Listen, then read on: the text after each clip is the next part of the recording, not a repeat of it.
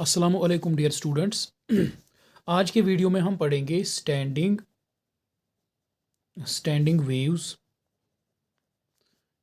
इन sound. Sound जो एक longitudinal wave है, लॉन्गिट्यूडिनल वेव।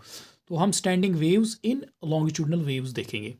देखो, इससे पहले जो वीडियो है उसमें हमने स्टैंडिंग वेव्स ऑन स्ट्रिंग देखा, जो एक ट्रांसवर्स वेव है। स्ट्रिंग में स्टैंडिंग वेव्स कैसे बनती हैं तो वो हमने देखा। आज के वीडियो में हम पढ़ेंगे स्टैंडिंग वेव्स इन साउंड, या लॉन्ग साउंड में स्टैंडिंग वेव्स कैसे बनती है। ठीक है, तो देखो हम पहले इसमें समझेंगे, इसको आराम से हम समझेंगे। पहले इसमें हम पहले समझेंगे साउंड प्रोपगेशन। साउंड प्रोपगेट कैसे करता है, देखो एक एग्जांपल से हम समझेंगे। सपोज़ यहाँ पे एक ट्यूनिंग फोर्क है। यहाँ पे ये एक ट्यूनिंग फोर्क ऐसे आपने लैब में भी देखा हो। ये एक मेटेलिक यू शेप ऐसे होता है, U shaped. This is called tuning fork इसको कहते हैं। ठीक, हर एक ट्यूनिंग फोर्क की अपनी अपनी फ्रीक्वेंसी होती है, तो वो फ्रीक्वेंसी यहाँ पे लिखी होती है। सपोज़ इस ट्यूनिंग फोर्क की फ्रीक्वेंसी लिखी है इस पर 100 हर्ट्ज़। उसका क्या मतलब है, इसकी फ्रीक्वेंसी 100 हर्ट्ज़ है। इसकी फ्रीक्वेंसी 100 हर्ट्ज़ है, मतलब अगर हम इसको स्ट्राइक करेंगे, देखो दीज जो इसके जो दो लिम्ब्स है, these are called prongs of tuning fork.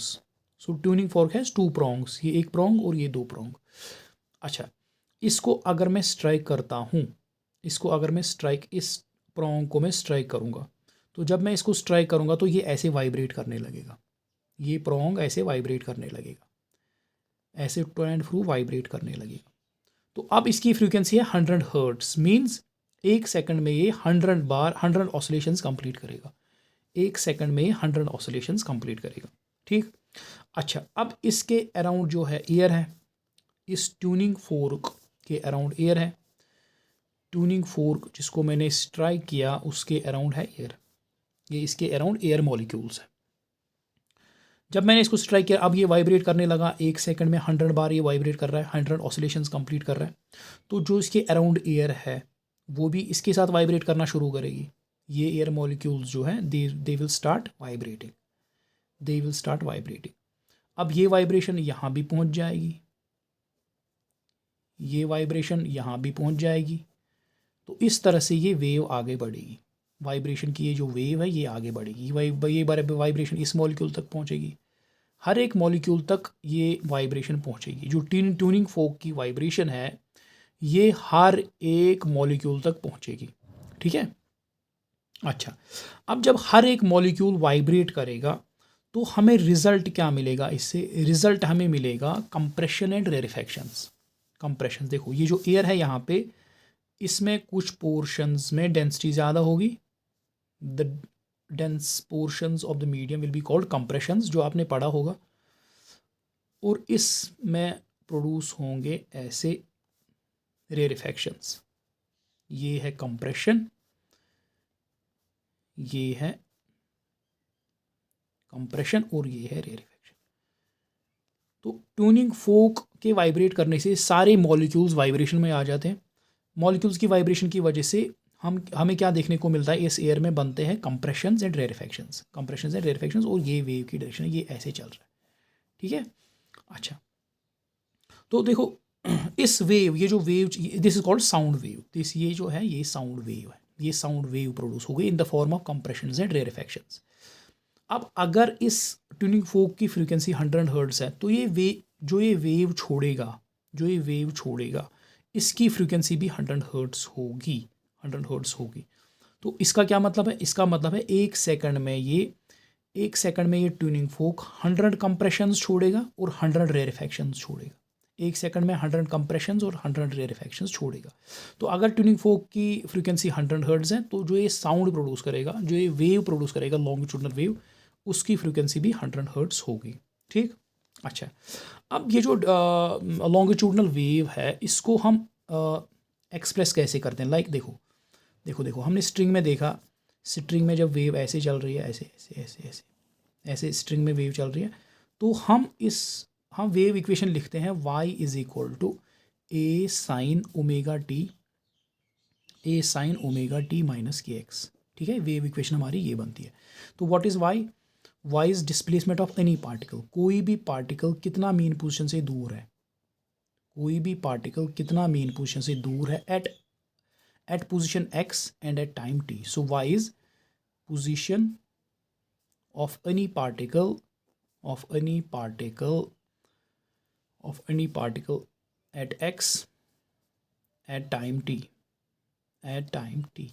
and a is amplitude of wave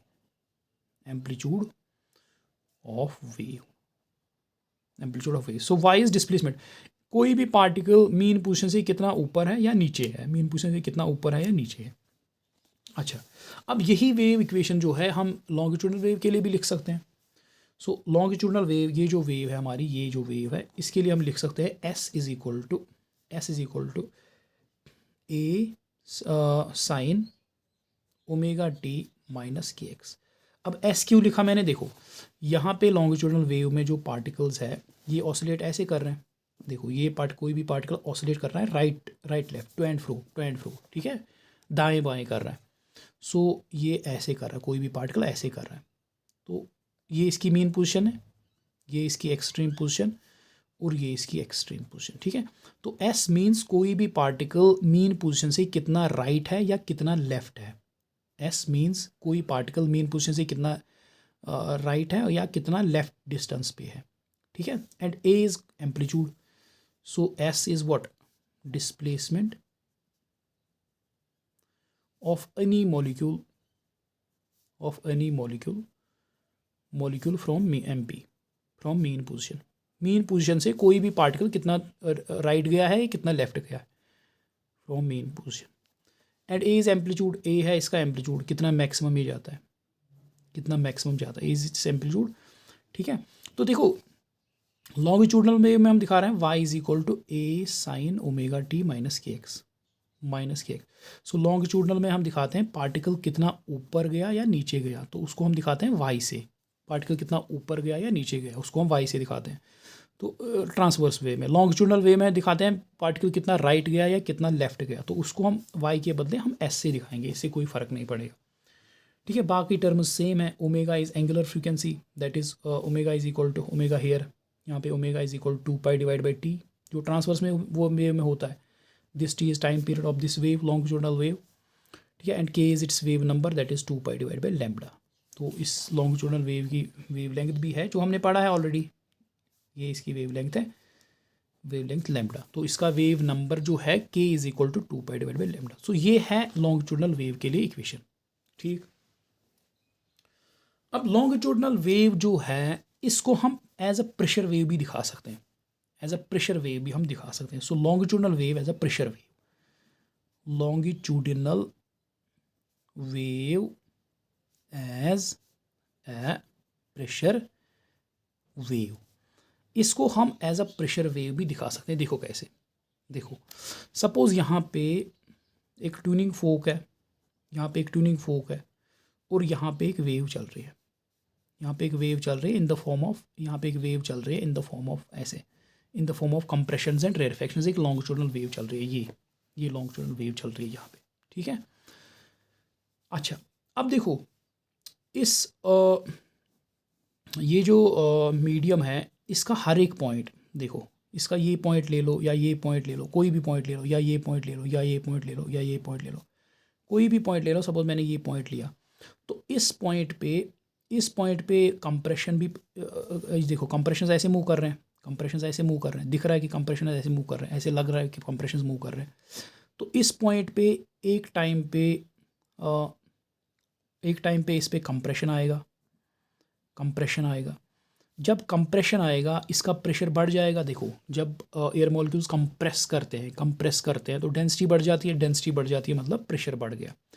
suppose atmospheric pressure अगर ए है, पी ए है एटमॉस्फेरिक प्रेशर, नॉर्मल प्रेशर, ठीक, एटमॉस्फेरिक प्रेशर। तो जब इस पॉइंट पे कंप्रेशन आएगा तो इसका प्रेशर हो जाएगा P A plus delta P, इसका प्रेशर बढ़ जाएगा, P A plus delta P इसका प्रेशर हो जाएगा जब इस पॉइंट पे कंप्रेशन पहुंचेगा।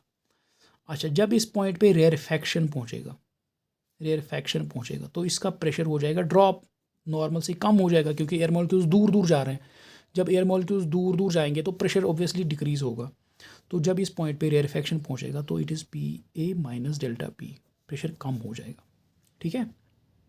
अच्छा, तो इस पॉइंट पे पहले प्रेशर था एटमॉस्फेरिक प्रेशर नॉर्मल, पहले प्रेशर था एटमॉस्फेरिक प्रेशर। फिर इस पॉइंट पे रेयरफेक्शन आया, सॉरी कंप्रेशन आया, कंप्रेशन से इसका ये जो है प्रेशर बढ़ गया, PA प्लस डेल्टा P बन गया। फिर कंप्रेशन इसे पास हो गया, जब कंप्रेशन पास हो गया तो इस पे प्रेशर अपना वापस आ गया PA, इस पे एटमॉस्फेरिक प्रेशर वापस आ गया। फिर इस पे रेयरफेक्शन पहुंचा, रेयरफेक्शन पहुंचने से इसका प्रेशर कम हो गया, डेल्टा P से कम हो गया। फिर इस पे अपना प्रेशर, फिर जब रेयरफेक्शन भी पास हो गया तो इस पे अपना एटमॉस्फेरिक प्रेशर वापस आ गया। तो इस पॉइंट पे हमें ये समझ आता है कि इस पॉइंट पे प्रेशर वेरी करता है, इस पॉइंट पे प्रेशर की वेरिएशंस है। क्यों? क्योंकि इस पे कभी कंप्रेशन पहुंचता है, जब कंप्रेशन पहुंचेगा प्रेशर शूट अप हो जाएगा, जब रेयरफेक्शन पहुंचेगा प्रेशर ड्रॉप हो जाएगा। तो इस पे प्रेशर की वेरिएशन है हर एक पॉइंट पे, ये सिर्फ इस पॉइंट पे नहीं है, इस पॉइंट पे भी, इस पॉइंट पे भी, इस पॉइंट पे भी, इस मीडियम के हर एक पॉइंट पे प्रेशर वेरिएशंस होती है। और ये प्रेशर वेरिएशंस पीरियोडिक है, देखो पीरियोडिक है, पहले PA, फिर PA प्लस डेल्टा P, फिर PA माइनस डेल्टा P, फिर PA, फिर ये साइकिल रिपीट होगा। So pressure variation at every point, pressure variation at every point is periodic. Pressure variation at every point is periodic, हर एक point पे pressure variation periodic है। ठीक है, हर एक पॉइंट पे प्रेशर वेरिएशन पीरियोडिक है। अब देखो देखो देखो नेक्स्ट पेज पे लिखेंगे तो हर एक पॉइंट पे प्रेशर वेरिएशन पीरियोडिक है। देखो देखो देखो हर एक पॉइंट पे प्रेशर वेरिएशन पीरियोडिक है। लाइक देखो यहाँ पे है, ये सपोज ये एक स्ट्रिंग है, ये एक स्ट्रिंग है, देखो एक मिनट देखो, आप स्ट्रिंग के साथ इसको कंपेयर करो। ये एक स्ट्रिंग है, ऐसे इस पे वेव जा रही है, ठीक है, ऐसे इसकी वेव जा रही है। तो दिस इज़ वाई देखो हर एक पॉइंट जो है, हर एक पॉइंट की डिस्प्लेसमेंट वेरी करती है फ्रॉम द मीन पोजीशन। देखो ये पॉइंट, ये पार्टिकल ऊपर नीचे कर रहा है, इसी तरह ये पार्टिकल ऊपर नीचे कर रहा है, सारे पार्टिकल्स ऑसिलेट कर रहे हैं। तो हर एक पार्टिकल पे डिस्प्लेसमेंट की वेरिएशन हो रही है। देखो जब ये मीन पोजीशन पे था डिस्प्लेसमेंट 0, जब ऊपर गया डिस्प्लेसमेंट मैक्सिमम, फिर नीचे आया डिस्प्लेसमेंट 0, फिर नीचे आया डिस्प्लेसमेंट नेगेटिव। ठीक है, तो हर एक पॉइंट पे डिस्प्लेसमेंट की पीरियोडिक वेरिएशन हो रही है। तो हम क्या लिखते हैं, y is equal to a is maximum amplitude into sine omega T minus के एक्स। ठीक है, तो ये हम वेव लिखते हैं। अब देखो यहाँ पे एक साउंड वेव जा रही है, यहाँ पे एक साउंड वेव जा रही है। हर एक पॉइंट पे प्रेशर पीरियोडिकली वेरी करता है, हर एक पॉइंट पे प्रेशर पीरियोडिकली वेरी करता है। यहाँ पे हर एक पॉइंट पे डिस्प्लेसमेंट पीरियोडिकली वेरी करती है।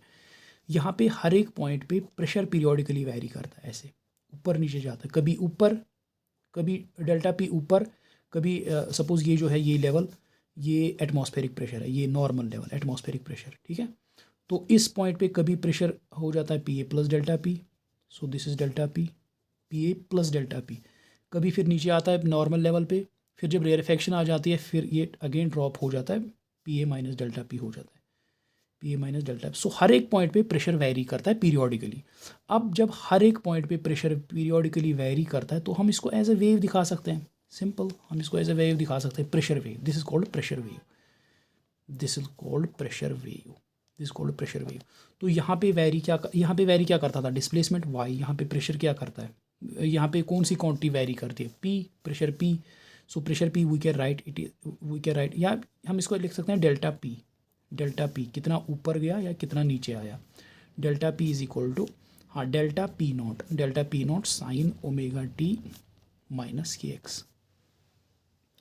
Now what is delta P? Delta P is change in pressure at any position at any instant.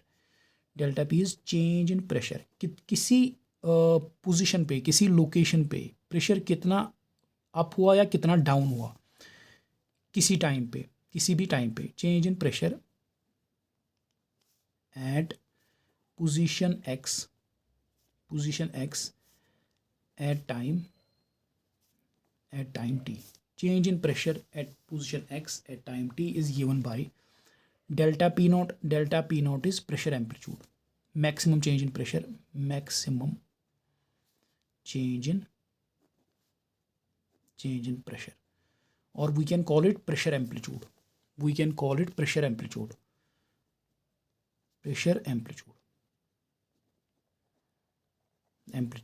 ठीक है। अच्छा, सो हम जो साउंड वेव है इसको हम दो तरह से हम इसको एक्सप्रेस कर सकते हैं। एक तो साउंड को हम दो तरह से एक्सप्रेस कर सकते हैं। एक तो है डिस्प्लेसमेंट वेव और एक है pressure wave. Displacement, we can express it as displacement wave, or we can express it as pressure wave. We can express it as displacement wave, or we can express it as pressure wave. देखो displacement wave जब हम इसको express करेंगे so S will be equal to ut plus half of AT square, नहीं वो नहीं लिखना है, यहाँ पे लिखना है S is equal to A sine omega t minus kx. And pressure wave we can write delta P is equal to delta P naught sin omega t minus kx. इसको हम ऐसे लिख सकते हैं या इसको हम ऐसे लिख सकते हैं। So sound wave can be expressed as displacement wave और it can be expressed as pressure wave. ठीक है। अच्छा, अब देखो ये है कुछ बेसिक्स, और इसमें आपको एक चीज़ और याद रखना है स्टैंडिंग वेव्स पे आने से पहले, या पहले स्टैंडिंग फिर वो बाद में देखेंगे। देखो इसमें है अब स्टैंडिंग वेव्स। देखो ये एक, सपोज ये एक है ट्यूनिंग फोक, ये एक है ट्यूनिंग फोक, और ये वेव्स ऐसे भेज रहा है। ठीक है। और ये दूसरा आइडेंटिकल ट्यूनिंग फोक है, या ये यहाँ पे है, ये यहाँ पे है, ये यहाँ से वेव्स भेज रहा है। तो ये वेव्स भेज रहा है सपोज प्रेशर वेव्स के टर्म्स में अगर हम बोले delta P1 is equal to delta P not sine omega T minus kx, और ये जो वेव्स भेज रहा है ये भेज रहा है delta P2 is equal to delta P not sine omega t plus kx। देखो ये जो दो वेव्स है डेल्टा P1 यहाँ से ये प्रेशर वेव, यहाँ से ये प्रेशर वेव। अब ये प्रेशर वेव जो है इन दोनों का अगर आप देखो, इनका सपोज एम्पलीट्यूड सेम है, delta P not here, delta P not here, amplitude same है, ओमेगा इनका सेम है, एंड अपोजिट डायरेक्शन में टुवर्ड्स ईच अदर जा रही है। तो ये जो है यहाँ पे बनेंगी स्टैंडिंग वेव्स, यहाँ पे बनेगी लॉन्गिट्यूडनल स्टैंडिंग वेव्स। अब लॉन्गिट्यूडनल स्टैंडिंग वेव्स जो है उसकी मतलब कैसे हम विजुअलाइज करेंगे, कैसे वो जो लॉन्गिट्यूडनल वेव है उसको हम कैसे दिखाएंगे, लॉन्गिट्यूडनल स्टैंडिंग वेव। देखो इसको हम कैसे दिखाएंगे, जब दो वेव्स, एक वेव यहाँ से जा रही है, एक वेव यहाँ से जा रही है, बीच में बनेगी एक स्टैंडिंग वेव। अच्छा, उसको मैं ऐसे दिखाऊंगा। देखो ये है सपोज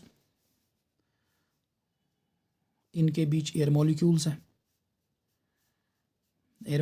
इन्हीं एयर मॉलिक्यूल्स पे स्टैंडिंग वेव बनती है। अब वो स्टैंडिंग वेव कैसे बनती है, देखो ये एक सपोज है, ये कुछ एयर मॉलिक्यूल्स है।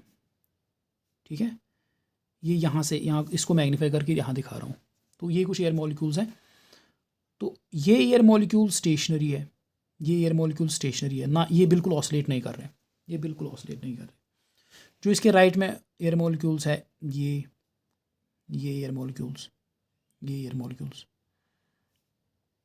मॉलिक्यूल्स ऑसिलेट कर रहे हैं with this amplitude and towards right. ये सारे एयर मॉलिक्यूल्स टुवर्ड्स राइट जा रहे हैं एक साथ। फिर तीसरी लेयर यहाँ ये एयर मॉलिक्यूल्स जो है ये भी टुवर्ड्स राइट जा रहे हैं, मगर इनका एम्पलीट्यूड ज़्यादा है, ठीक है, इनका एम्पलीट्यूड ज़्यादा है। फिर ये इनका एम्पलीट्यूड मैक्सिमम है। सो फिर ये एयर मॉलिक्यूल भी राइट जा रहे हैं, मगर इनका एम्पलीट्यूड अब कम हो गया, फिर एक लेयर आएगी, ये अगेन स्टेशनरी है, देखो ये मैं स्टैंडिंग वेव आपको विजुअलाइज करा रहा हूँ, स्टैंडिंग वेव कैसे बनेगी इसमें। अच्छा, फिर जो ये अब नेक्स्ट लेयर है, अब ये मॉलिक्यूल्स टुवर्ड्स लेफ्ट आ रहे हैं, सारे मॉलिक्यूल्स टुवर्ड्स लेफ्ट आ रहे हैं, ये अभी क्लियर होगा, डोंट वरी, अब थोड़ा पेशेंस रखो। ये मॉलिक्यूल्स टुवर्ड्स लेफ्ट आ रहे हैं, मगर इनका एम्पलीट्यूड कम है। अब इसके बाद जो मॉलिक्यूल्स है, ये मॉलिक्यूल्स ये भी ऑसिलेट कर रहे हैं, मगर इनका एम्पलीट्यूड अब ज़्यादा हो गया, maximum amplitude towards left, maximum amplitude एक साथ मूव कर रहे हैं। ठीक है, अब यहाँ पे और एक लेयर बनाएंगे, अब इसका एम्पलीट्यूड, अब इस लेयर का एम्पलीट्यूड कम हो गया, इस लेयर का एम्पलीट्यूड कम हो गया, ठीक है। अब और एक लेयर, वो स्टेशनरी हो जाएगी, वो स्टेशनरी हो जाएगी, ठीक है। अब देखो देखो देखो देखो, ये जो लेयर है, ये जो लेयर है ये स्टेशनरी है, बिल्कुल स्टेशनरी है, ऊपर से नीचे तक बिल्कुल मूव ही नहीं कर रहे हैं। So this is called node, this called node, ठीक है। This point is called node, जहाँ पे एयर पार्टिकल्स बिल्कुल स्टेशनरी है, कोई मूवमेंट नहीं है। अब यहाँ पे जो है, यहाँ पे मैक्सिमम ऑसिलेशंस है, क्योंकि मैक्सिमम एम्पलीट्यूड है, maximum amplitude, maximum amplitude, maximum amplitude, this is called anti node, anti node, ठीक। अब यहाँ पे इनकी ऑसिलेशन ही नहीं हो रही, ये है नोड, ये है नोड, क्योंकि ये स्टेशनरी है। अब ये लेयर जो है ये एंटी नोड है, क्योंकि मैक्सिमम एम्पलीट्यूड के साथ ऑसिलेट कर रहे हैं, ये एंटी नोड है। अब ये बिल्कुल स्टेशनरी है, तो ये नोड है, ये नोड है। अब देखो, इस नोड और इस नोड के बीच जो एयर पार्टिकल्स है, ये सारे जा रहे हैं एक साथ, दीज एयर पार्टिकल्स या these air molecules move towards right together, एक साथ टूवर्ड्स राइट मूव कर रहे हैं, ठीक है। इसी तरह इस नोड और इस नोड के बीच जो एयर मॉलिक्यूल्स है, देखो ये पोर्शन में सारे जा रहे हैं एक साथ टूवर्ड्स लेफ्ट। और हर एक देखो, ये मॉलिक्यूल जो है, ये इनका एम्पलीट्यूड कम है मगर जा रहे हैं टूवर्ड्स लेफ्ट, इनका एम्पलीट्यूड कम है टूवर्ड्स राइट जा रहे हैं, इनका एम्पलीट्यूड ज़्यादा है टूवर्ड्स राइट जा रहे हैं। सो ये मॉलिक्यूल जो है सारे एक साथ मूव करेंगे टूवर्ड्स राइट, फिर सारे टूवर्ड्स मूव करेंगे टूवर्ड्स लेफ्ट, फिर सारे मूव करेंगे टूवर्ड्स राइट, फिर सारे मूव करेंगे टूवर्ड्स लेफ्ट। इसी तरह इनका भी हाल है। अब ये जो सारे मॉलिक्यूल्स एक साथ टूवर्ड्स राइट जा रहे हैं, इसमें एक लेयर मॉलिक्यूल की ऐसी है जिनका एम्पलीट्यूड मैक्सिमम है। अब इनका एम्पलीट्यूड थोड़ा सा कम है, इनका थोड़ा सा कम है, ठीक है। तो ये बन गई स्टेशनरी वेव। अब इसी चीज़ को अगर मैं ग्राफ पे दिखाऊं तो कैसे दिखाना पड़ेगा? देखो देखो देखो देखो देखो देखो देखो देखो देखो, इसी चीज़ को अगर मैं ग्राफ पे दिखाऊं तो कुछ इस तरह से दिखेगा। तो कुछ देखो, यहाँ पे मैं, ये है एस, ये है एस और ये है एक्स, ये है एक्स। देखो ये ग्राफ में बनाऊंगा ऐसे, ये ऐसे इसको मैच होना चाहिए, यहाँ यहाँ फिर यहाँ फिर यहाँ फिर यहाँ, ये ऐसे, ये ऐसे, ये ऐसे। देखो इस ग्राफ का क्या मतलब है, यहाँ पे तो स्ट्रिंग वाला मामला नहीं है। स्ट्रिंग में तो अप एंड डाउन कर रहे हैं पार्टिकल्स, यहाँ पे तो राइट लेफ्ट कर रहे हैं, स्ट्रिंग में अप एंड डाउन कर रहे हैं। तो उसमें हमने आराम से बनाया, ये स्ट्रिंग के केस में हम आराम से ये बनाते हैं, बहुत ही ईजी है समझना।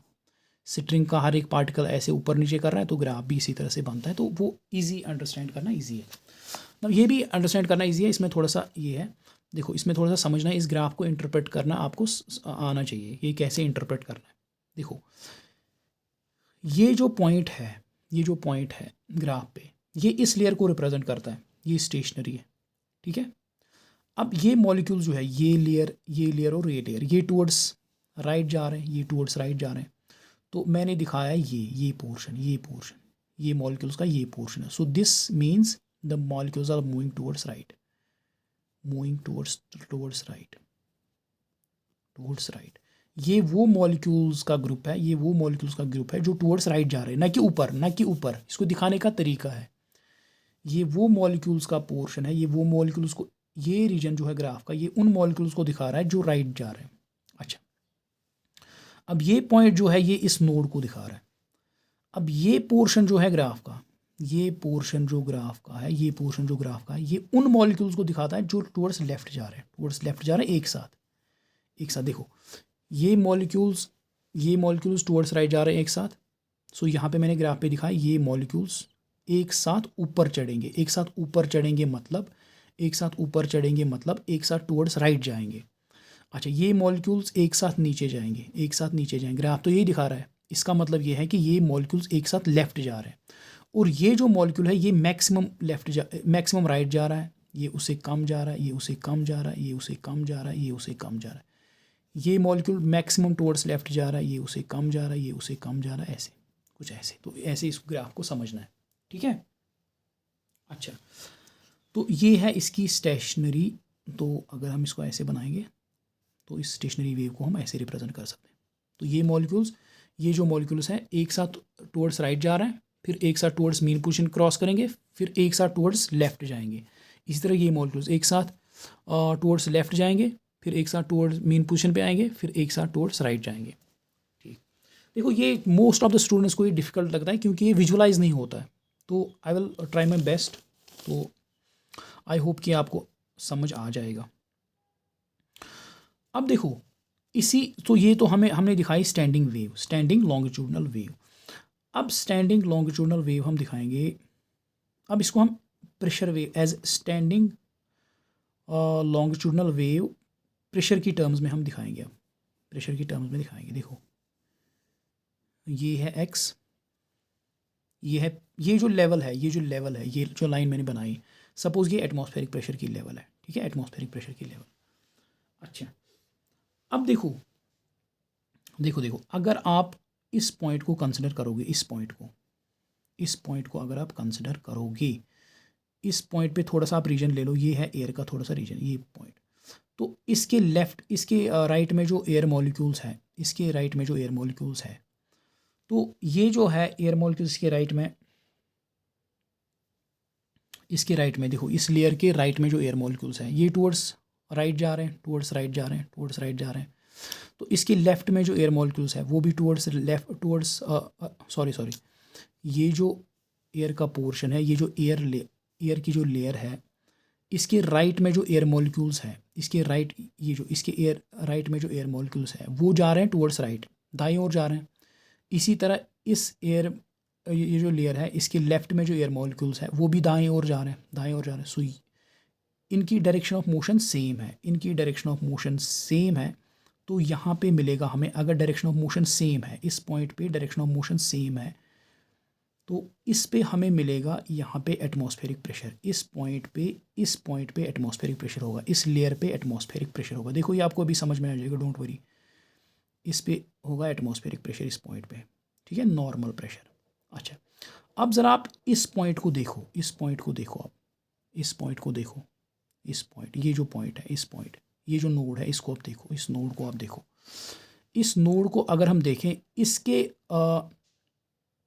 इसके राइट में जो पार्टिकल्स है, वो टुवर्ड्स लेफ्ट आ रहे हैं, और जो इसके लेफ्ट में पार्टिकल्स है वो टुवर्ड्स राइट जा रहे हैं। दैट मीन्स जो इस लेयर के यहाँ जो एयर मॉलिक्यूल्स है वो टुवर्ड्स लेफ्ट आ रहे हैं, जो यहाँ एयर मॉलिक्यूल्स है वो टुवर्ड्स राइट जा रहे हैं। तो यहाँ पे इसका मतलब ये है कि एयर कंप्रेस हो रहा है, एक एयर मॉलिक्यूल्स एक दूसरे की ओर आ रहे हैं, कंप्रेस हो रहा है। अगर एयर कंप्रेस हो रहा है तो इस पॉइंट पे प्रेशर मैक्सिमम होगा। इस पॉइंट पे जहाँ पे ये नोड है, यहाँ पे प्रेशर होगा मैक्सिमम, यहाँ पे प्रेशर कुछ इस तरह से मैक्सिमम होगा। ठीक है, प्रेशर मैक्सिमम होगा। अब आप इस पॉइंट पे आ जाओ, इस पॉइंट पे, सपोज ये जो पॉइंट है, ये वाला पॉइंट, पहला पॉइंट, देखो इसको थोड़ा सा प्रोड्यूस करेंगे, इस वेव को थोड़ा सा मैं प्रोड्यूस करूँगा। ठीक है, इसको थोड़ा प्रोड्यूस करेंगे। देखो अगर आप ये पॉइंट देखोगे, ये वाला पॉइंट, इसके जो ये वाला पॉइंट आप कंसिडर करो, जो ये एयर मॉलिक्यूल्स है, जो इसके लेफ्ट में एयर मॉलिक्यूल्स है वो टुवर्ड्स लेफ्ट जा रहे हैं, क्योंकि ये तो लेफ्ट मोशन है। जो इस एयर मॉलिक्यूल के लेफ्ट में जो मॉलिक्यूल है वो टुवर्ड्स लेफ्ट जा रहे हैं, और जो इसके राइट में जो मॉलिक्यूल्स है वो टुवर्ड्स राइट जा रहे हैं। देखो जो इस एयर मॉलिक्यूल के लेफ्ट में मॉलिक्यूल्स है वो टुवर्ड्स लेफ्ट जा रहे हैं, और जो इसके राइट में मॉलिक्यूल्स है, यहाँ इस पोर्शन में, वो टुवर्ड्स राइट जा रहे हैं। मीन्स यहाँ रेयरफेक्शन हो रही है, एयर मॉलिक्यूल्स ऐसे मूव कर रहे हैं, moving away from each other. तो यहाँ पे जो है रेयरफेक्शन प्रोड्यूस होगा, तो rarefaction means PA minus delta P, PA से प्रेशर कम होगा इस पॉइंट पे। तो सपोज ये पॉइंट है, सपोज यहाँ पे, ठीक है, so this is PA minus delta P। ठीक, अच्छा, अब आप इस पॉइंट पे आ जाओ, या यहाँ आ जाओ। तो इसके जो राइट साइड एयर मॉलिक्यूल्स है वो टुवर्ड्स लेफ्ट जा रहे हैं, इसी तरह इसके जो लेफ़्ट साइड में एयर मॉलिक्यूल्स है वो भी टुवर्ड्स लेफ्ट जा रहे हैं। मींस ना यहाँ पे एयर कंप्रेस होगा, ना रेयरिफाई होगा, तो यहाँ पे नॉर्मल प्रेशर होगा, यहाँ पे नॉर्मल प्रेशर होगा, ठीक है।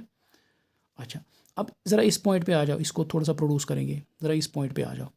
इस पॉइंट के जो राइट साइड मॉलिक्यूल्स हैं, राइट साइड मॉलिक्यूल्स वो टूवर्ड्स राइट जा रहे हैं क्योंकि ये ऊपर है, ये ग्राफ के ऊपर है। तो जो इस मॉलिक्यूल के राइट साइड मॉलिक्यूल्स हैं वो टूवर्ड्स राइट जा रहे हैं, और इस मॉलिक्यूल के जो लेफ़्ट मॉलिक्यूल्स हैं वो टूवर्ड्स लेफ़्ट जा रहे हैं।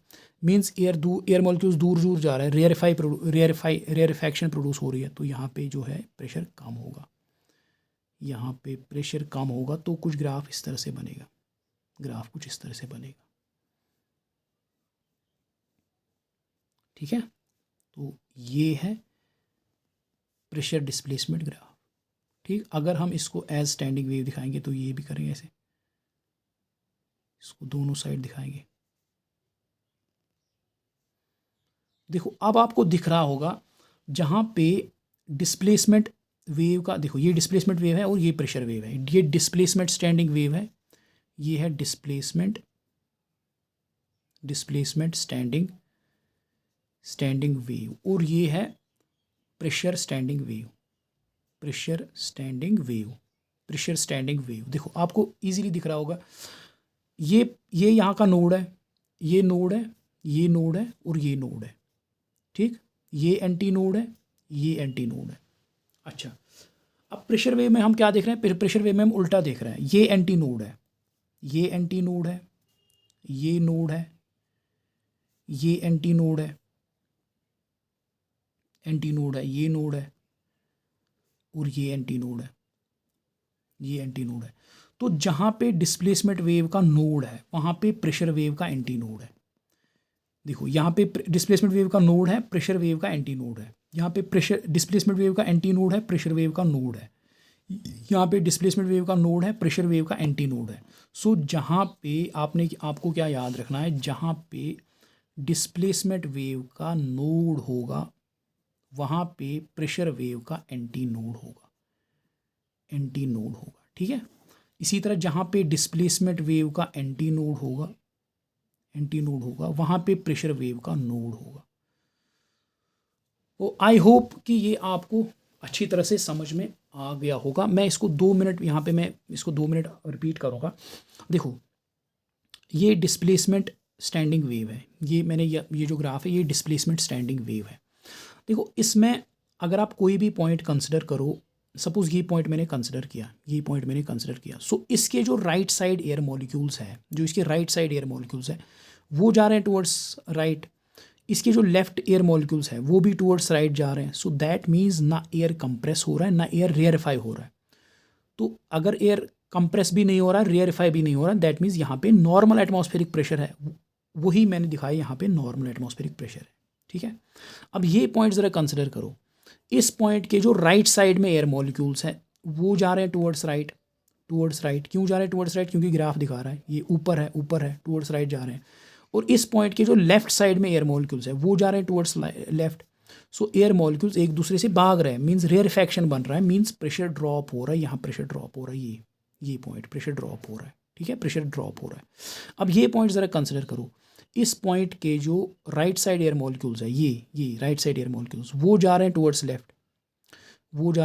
लेफ्ट, अच्छा, जो इसके लेफ्ट साइड में एयर मॉलिक्यूल्स है वो जा रहे हैं टुवर्ड्स राइट, क्योंकि ऊपर है, ये पोर्शन ऊपर है, मीन्स मॉलिक्यूल्स राइट जा रहे हैं, ये पोर्शन नीचे है, मीन्स मॉलिक्यूल्स लेफ्ट जा रहे हैं। सो ये यहाँ पे जो है नहीं, सॉरी, ये जो पॉइंट है, इस पॉइंट को ज़रा आप देखो, इसके जो ये मॉलिक्यूल्स हैं ये जा रहे हैं टुवर्ड्स राइट, और ये मॉलिक्यूल्स जो है जो इस साइड है ये जा रहे हैं टुवर्ड्स लेफ्ट।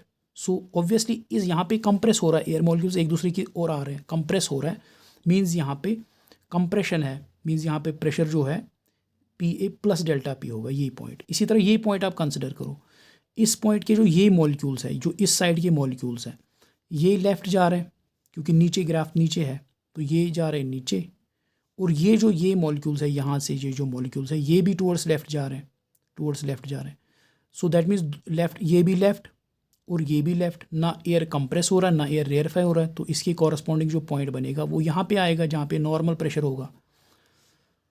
तो ऐसे हमने देखा कि लॉन्गिट्यूडनल स्टैंडिंग वेव जो है वो हम डिस्प्लेसमेंट के टर्म्स में भी दिखा सकते हैं और प्रेशर के टर्म्स में भी दिखा सकते हैं। तो यहाँ पे आपको ये चीज़ याद रखना है कि जहाँ पे डिस्प्लेसमेंट का नोड है वहाँ पे प्रेशर का एंटी नोड, और जहाँ पे डिस्प्लेसमेंट का एंटी नोड वहाँ पे प्रेशर का नोड होता है। ये बहुत ही इंपॉर्टेंट है।